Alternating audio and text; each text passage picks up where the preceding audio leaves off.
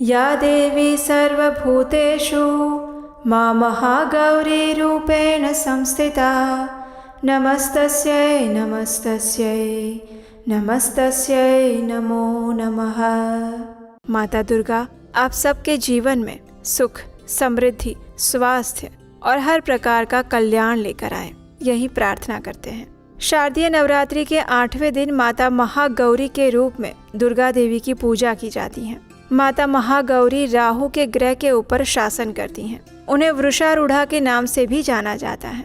माता शैलपुत्री के रूप में जब वे पर्वतराज हिमालय के घर में जन्म लेती हैं, उस समय उनका लावण्य और स्वरूप अत्यंत सुंदर होता है। उनका वर्ण गौर होता है और इसीलिए उन्हें महागौरी के नाम से भी जाना जाता है।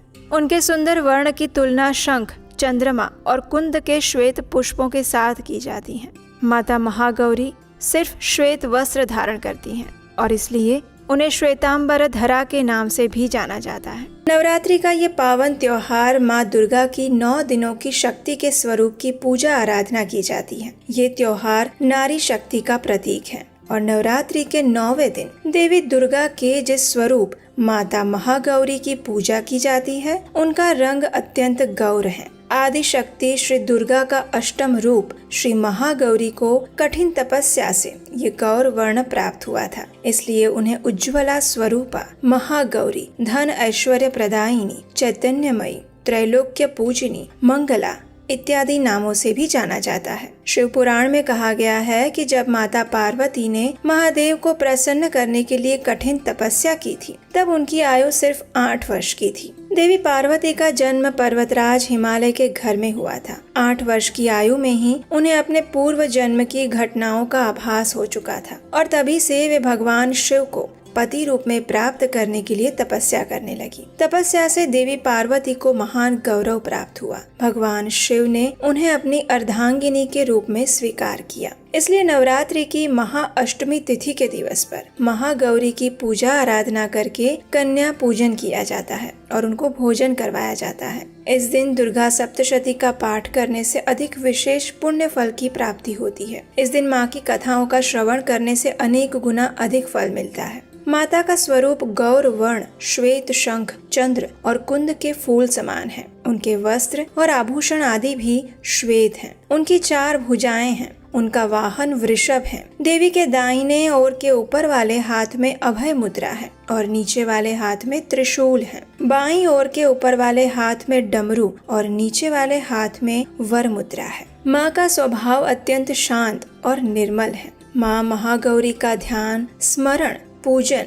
आराधना करने से मनुष्य के सभी पाप नष्ट हो जाते हैं। उनकी आराधना व्यक्ति के लिए सर्वाधिक कल्याणकारी है। माँ महागौरी की पूजा आराधना करने से व्यक्ति सब प्रकार के पवित्र और अक्षय पुण्यों को प्राप्त करता है। उसके पूर्व संचित पाप कर्म नष्ट हो जाते हैं और भविष्य में पाप, संताप, दुख उसके पास कभी नहीं आते। उनकी कृपा से अलौकिक सिद्धियों की प्राप्ति होती है। माँ महागौरी भक्तों के कष्ट को शीघ्र ही दूर कर देती हैं और उनकी उपासना से असंभव कार्य भी संभव हो जाते हैं। भक्तों के लिए ये देवी अन्नपूर्णा का स्वरूप है, इसलिए भी अष्टमी के दिन कन्याओं के पूजन का विधान है। वे धन, वैभव और सुख शांति की अधिष्ठात्री देवी हैं। धन, धान्य और भौतिक सुख समृद्धि के साथ मोक्ष प्रदान करने वाली देवी माँ महागौरी है। तो इस दिन दुर्गा सप्तशती पाठ और श्रीमद् देवी भागवतम से माँ दुर्गा की कथाओं का पठन या फिर श्रवण करने से पुण्य फल की प्राप्ति होती है। अगर आप उपवास कर सकते हैं तो ये महाअष्टमी तिथि के दिन माँ महागौरी के लिए उपवास रखना चाहिए, क्योंकि अगर नवरात्रि के 9 दिन आप उपवास नहीं रख सकते और आप इस महाअष्टमी के दिन ही उपवास करके माँ गौरी की पूजा आराधना करते हैं तो पूरे नवरात्रि के उपवास का फल आपको प्राप्त हो जाएगा। इस दिन देवी के सिद्ध मंत्र श्री क्लीं ह्रीं वरदायै नमः का जाप करें। माता का प्रिय भोग खीर, हलवा, पूरी, चना एवं नारियल का प्रसाद चढ़ाएं। अगर आप अष्टमी के दिन कन्या पूजन करते हैं तो फिर 9 कन्याओं का पूजन करके उन्हें भोजन कराएं। इस दिन कई लोग माँ महागौरी को वस्त्र भी अर्पित करते हैं। माँ महागौरी को पूजा के दरमियान सफेद, मोरपंखी या फिर पीले रंग के पुष्प अर्पित करने चाहिए। इस दिन माँ को चमेली और केसर का फूल भी अर्पित किया जाता है। चलिए अब हम देखते हैं कि देवी महागौरी को ये गौर वर्ण कैसे प्राप्त हुआ और उसके पीछे की पौराणिक कथा क्या है? इसका वर्णन हमें श्रीमद् देवी भागवत और शिव पुराण में मिलता है। तो इस कथा के अनुसार माँ दुर्गा के 8वें स्वरूप महागौरी का है। जब माता पार्वती ने महादेव को अपने पति रूप में प्राप्त करने हेतु घोर तपस्या की थी और महादेव से विवाह करने के लिए उन्होंने कई वर्षों तक कठोर व्रत और तप का पालन किया, जिससे उनका पूरा शरीर श्याम वर्णी अर्थात काला हो गया। फिर एक समय ऐसा आया जब भगवान शिव माँ पार्वती की कठिन तपस्या से प्रसन्न हो गए और उन्हें पत्नी रूप में स्वीकार कर लिया। इस प्रकार माँ पार्वती की कठोर तपस्या से प्रसन्न होकर महादेव ने उन्हें अपनी पत्नी के रूप में स्वीकार किया।